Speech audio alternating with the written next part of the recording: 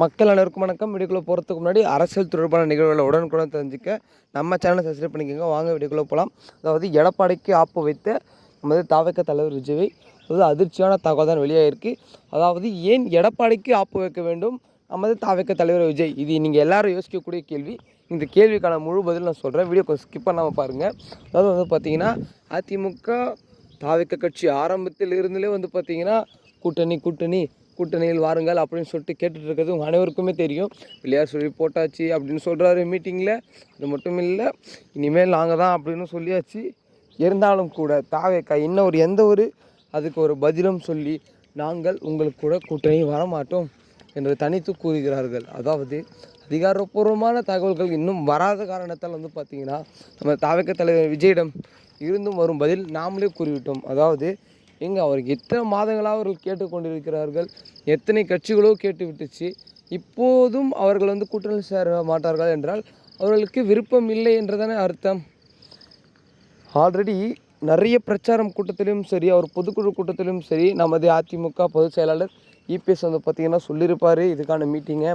தொண்டர்கள், அதாவது டிவிக்கு தொண்டர்கள் அதிமுகவுக்கு ஆதரவாக என்று சப்போர்ட் பண்ணியிருக்காங்க. இருந்தாலும் அதிமுக வந்து தாவேக்கா வந்து எந்த ஒரு பதிலும் வந்து பார்த்திங்கன்னா இன்னும் சொல்லலை. ஏன் வந்து பொறுத்திருந்து தான் பார்க்கணும்.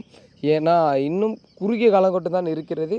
வருகிற 2026 சட்டமன்ற தேர்தல் வருவதற்கு அதற்குள் வந்து திடீர்னு என்ன முடிவான மாறலாம். ஏன் இன்று கூட வந்து அறிவிக்கலாம், இல்லை நாளை கூட அறிவிக்கலாம். அதனால் பொறுத்திருந்து வாட்ச் பண்ணுங்கள். அது மட்டும் இல்லை, அரசியல் தொடர்பான நிகழ்வுகளை உடனுக்குடன் தெரிஞ்சுக்க நம்ம சேனலை சப்ஸ்கிரைப் பண்ணிக்கோங்க மக்களே. அது மட்டும் இல்லை மக்களே, நம்ம வீடியோ பார்க்குற 99% மக்கள் வந்து பார்த்திங்கன்னா நம்ம சேனலை சப்ஸ்கிரைப் பண்ணாமல் பார்க்குறீங்க. மறக்காமல் நம்ம சேனலை சப்ஸ்கிரைப் பண்ணிக்கோங்க. நாங்கள் எங்கள் கடின உழைப்பு போட்டு உங்களுக்காக வந்து பார்த்திங்கன்னா இருக்கும். ஆனால் உங்களிடமிருந்து எங்களுக்கு ஆதரவு எதுவும் கிடைக்கல என்பது எங்களுக்கு ரொம்ப மிகவும் கஷ்டமாக தான் இருக்கிறது. இருந்தாலும் நாங்கள் எங்கள் கடின உழைப்பை போட்டு உங்களுக்காக தான் இருப்போம் மக்களே.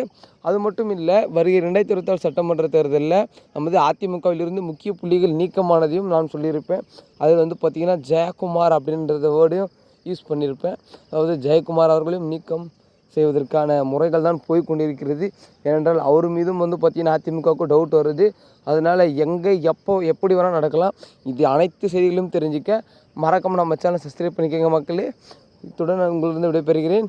நன்றி, வணக்கம். மிக மிக முக்கியமான விஷயத்தை உங்களிடம் சொல்ல மறந்துட்டேன். என்னவென்றால், எடப்பாடிக்கு ஆப்பு வைத்த விஜய் அப்படின்னு சொன்னேன் இல்லையா? இப்போது எடப்பாடிக்கு என்ன ஆப்பு வைத்தார்? இப்பொழுது அவர் கூட்டணியில் தானே சேரவில்லை அப்படின்னு நினச்சிருக்காதீங்க. எடப்பாடிக்கு ஆப்பு வைத்தார்னா அவர் தெளிவாக சொல்லிவிட்டார்.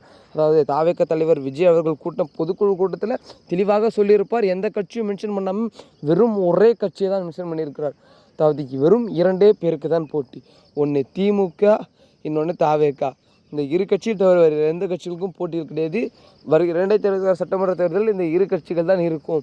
அதில் வெற்றி பெறும்போது யார் அப்படின்னு தெளிவாக சொல்லியிருப்பார். அப்பொழுது அதிமுகவுக்கு ஆப்பு வைத்தது தானே காரணம்.